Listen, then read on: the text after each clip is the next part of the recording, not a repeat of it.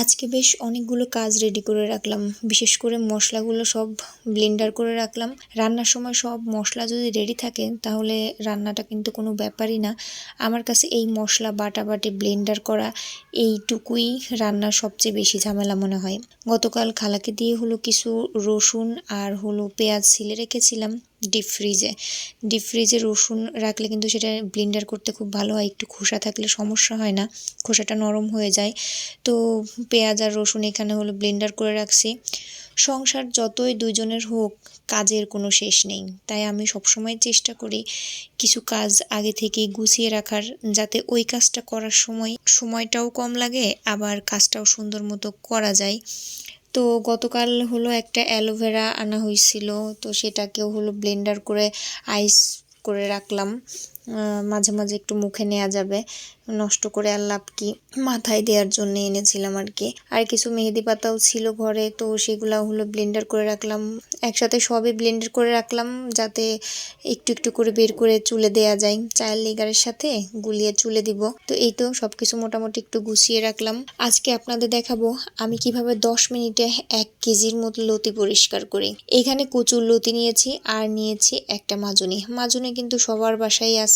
মাজুনি দিয়ে কচুর লতি কিন্তু এক নিমেষেই পরিষ্কার করা যায়। প্রথমে একটা কচুর লতি নেবেন, তার গায়ে এরকম বড় বড় খোসা আছে, তো সেগুলা হলো হাত দিয়ে একটু ছাড়িয়ে নেবেন। তারপর সমান কোনো স্থানে কচুর লতিটা রেখে এভাবে কচুর লতির আগার থেকে শুরু করে মাজুনি দিয়ে হালকা করে একটু ঘষে নেবেন, মানে আগার থেকে গোড়ার দিকে ঘষাটা দিবেন। ঠিক যেভাবে ভিডিওতে দেখতে পাচ্ছেন এইভাবেই ঘষা দিবেন। কচুর লতি কিন্তু আগার দিক থেকে, অর্থাৎ উল্টা দিক দিয়ে ঘষা দিবেন, কোনোভাবেই গোড়ার দিক থেকে আগার দিকে দিবেন না, তাহলে কিন্তু খোসাগুলো ছাড়াবে না।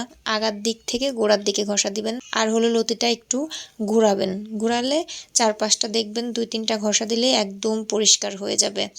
এভাবেই কিন্তু খুবই দ্রুত কচুরলতিগুলো পরিষ্কার করতে পারবেন। আর মাজুনিতে কচুরলতির ময়লা এভাবে লেগে থাকবে, সেটা হাত দিয়ে একটু টান দিলেই চলে যাবে। আর সামান্য যদি কিছু লেগে থাকে সেটা থালা বাসন মাজলে কিন্তু চলে যাবে, মানে মাজুনিটাও পরিষ্কার হয়ে যাবে।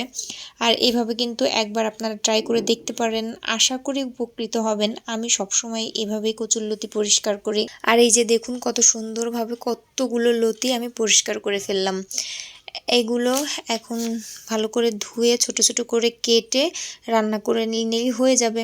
আর আজকে আমি এই কচুরলতিগুলাই রান্না করব ছোট চিংড়ি মাছ আর হলো কাঁঠালের বিচি দিয়ে। ছোট চিংড়ি মাছ ছাড়া কিন্তু কচুরলতি একদমই মজা লাগে না।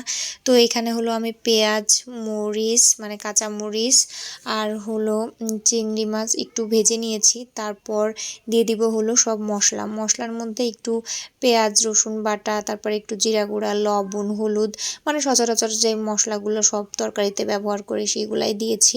তো মশলাটা হলো ভালো করে কষিয়ে নিচ্ছি, কষিয়ে বলতে একটু পানি দিয়ে আমি কষিয়ে নিয়েছি। এরপর হলো কচুরলতি আর কাঁঠালের বিচি দিয়ে দিব। তো সব কিছু একসাথে দিয়েও আবার কিছুক্ষণ ঢেকে কষিয়ে নিব। আর এই তরকারিটা আমার ভীষণ প্রিয়। আমার এই কাঁঠালের সিজন আসলেই কাঁঠালের বিচি, তারপর কচুরলতি আর হলো চিংড়ি মাছ দিয়ে খেতেই হবে, এবং এটা আমি ঘন ঘনই খাই, মানে 2-1 দিন পর পরই এটা রান্না করি। আমি ভালো করে কষিয়ে নিয়েছি, কষিয়ে নেওয়ার পর হলো সিদ্ধ করার জন্য পানি অ্যাড করলাম। আর এই তো ঢেকে রান্না করে নিব। তো বেশিক্ষণ কিন্তু লাগবে না, আর অনেক বেশি পানিও দেওয়া যাবে না, পানি দিলে কিন্তু লতিগুলো একদমই গলে যাবে, ভালো লাগবে না খেতে। তো আমি পরিমাণ মতো পানি দিয়েছি। আর এই তো প্রায় হয়ে আসছে। এখন চুলার জালটা একটু কমিয়ে কিছুক্ষণ চুলার উপরে রাখবো, যাতে তরকারির নিচটা পুড়ে একটু হালকা লাল লাল হয়। আর এরকম হালকা পোড়া পোড়া তরকারি কিন্তু খুব ভালো লাগে, বিশেষ করে এই লতির তরকারিটা। তো যাই হোক, 1 টুকরো লেবু আর এই তরকারিটা হলে আমার আর কিচ্ছু লাগে না। তো আজকে এ পর্যন্তই, ভালো থাকবেন সবাই, আল্লাহ হাফেজ।